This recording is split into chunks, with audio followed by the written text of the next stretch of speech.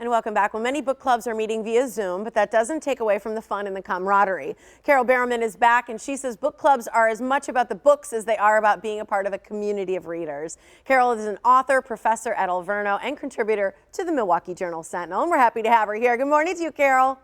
Good morning. How are you? I'm doing well. You know, speaking of camaraderie, you've got not only that, but a little rivalry going on in your household. Yes, Is that right? I love it when it's the Packers versus the Vikings. Because look, this is my husband. He cleans. He gets so nervous he can't sit down. So when the Packers are playing the Vikings, he cleans my entire house. I thought it was like a bet between you guys, and he had to vacuum if the Vikings lost. Oh no, he does this every time. He can't sit still. So he just vacuums, he cleans the bathrooms. It's the best. I love football season. Oh my gosh, well, if he ever wants to watch the game at my place, I could use him. You'd have to join the list. All the neighbors would like him to come over. I'm sure. Very true. Well, I love that. That's adorable. I love that you say a book club is as much about the community of readers, because I think that's what we're seeking right now. Well, for sure. And even if you're doing it on Zoom, you know, there's ways in which you can feel like you're all together. And I think I have like 4 tips, I think, for really doing a good book club. And the first one is, don't make your friends feel guilty. For not reading, or for what? For not reading. Well, don't make them feel guilty about anything, but don't make them feel guilty about not reading. You know, have them come. And even if they've only read the first chapters, and you know me, listen to the audiobook if you have to when you're walking around the house or when you're vacuuming during a football game. Yeah, I love that you give us a pass on that. I think that's nice to do. You say choose a moderator right away. Choose a moderator right away. Let the moderator pick the book, because when that happens, then you tend to get a better introduction to the book, and that moderator can have some stories and questions about the book, and it can sort of elicit the conversation. And of course, you know, if there's wine, then it's always good. It's always good. How about picking the idea, right? Because you say you want a big idea or some sort of controversy. Do you always know that up front, though? Well, I think that helps if the moderator reads the book ahead of time, or if people, if you take advice from us, you know, like from reviewers and people who give suggestions about book club things, because we all tend to focus on those books that have the big twists and the big ideas. Because, oh my gosh, there's nothing worse than a book club discussion and the book is boring or dull, or everybody says, oh, I couldn't get past the first 50 pages. Who wants that, right? Yeah, and so you're just trying. Idea. Yeah, then you're just trying to find something to talk about. And lastly, just so we can get to the books too, you say invite the author. Oftentimes they're going to join you. Absolutely. And even more so now, because it used to be maybe the technology would scare off some authors, but authors now we're all used to Zooming a little bit.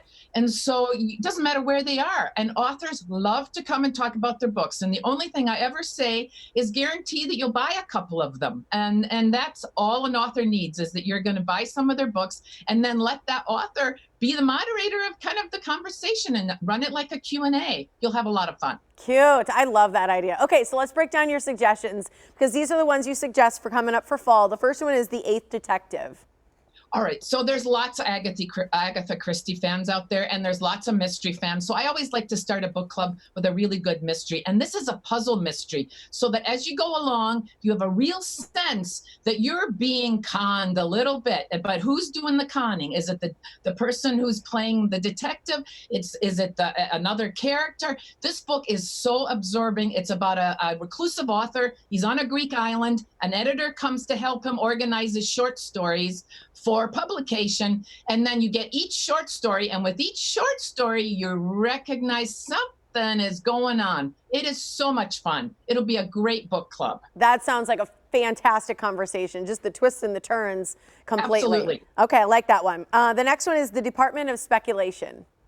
This one is a little more serious. It's a story of a marriage, but it's also really sort of funny, because if you've been in a long-term relationship, you've had a lot of laughs sometimes. Right.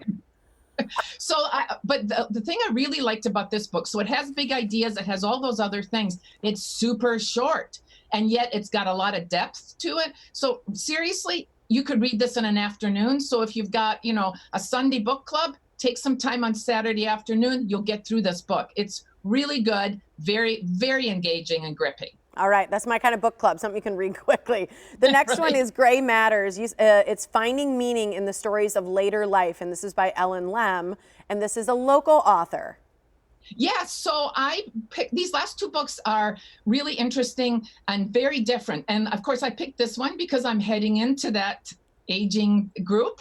And she uses television and film and a lot of primary research to sort of upend stereotypes about older people. Like, do we still have sex? Yeah. Say it again. No, just kidding. Yeah. So this is for your book members with a little bit more wisdom of yes, their years. That's what I've decided. I have more wisdom. I'm not heading into my senior years. I just have gathered more wisdom. Yes. And the author is at UW Milwaukee, and I always like to plug authors. It's very readable. It's nonfiction. Okay. It's very readable, and your conversation will be both fun and informative. All right, this last one is local too, and this is Homeland Elegies, and this is by Ayad Akhtar. Yes, this is going to be a book of the year for a lot of people. A lot of reviewers are already saying this is awesome. This is a Brookfield Central grad. He's a playwright. He won the Pulitzer for drama, I think, in the early 2000s. It's a beautifully written book. It's about what it meant to be a Muslim Wisconsinite after 9/11. It's very much, it's a very intimate, it's a pretty hard, it's a tough read, but oh my gosh, I think your book club might need 2 sessions to go through this book. Beautifully written, very different. He says it's semi-autobiography, which means it's both real and not real, is how he describes it. So it's definitely based on his family.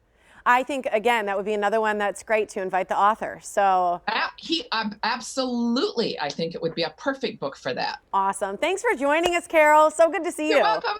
Nice to see you. All right, before you go, though, I got to give, I'll give your information in a minute, but before you go, there's a new report by U.S. News and World Report that ranked Alverno College #1 in the Midwest for undergraduate teaching. So congratulations to you.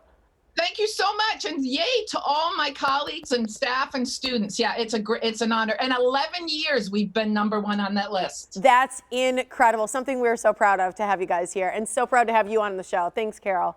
Thank you. Thank you. You bet. And here's where you can find Carole. It's blogs and more at carolebarrowman.com with all her reviews as well and all the social media spots.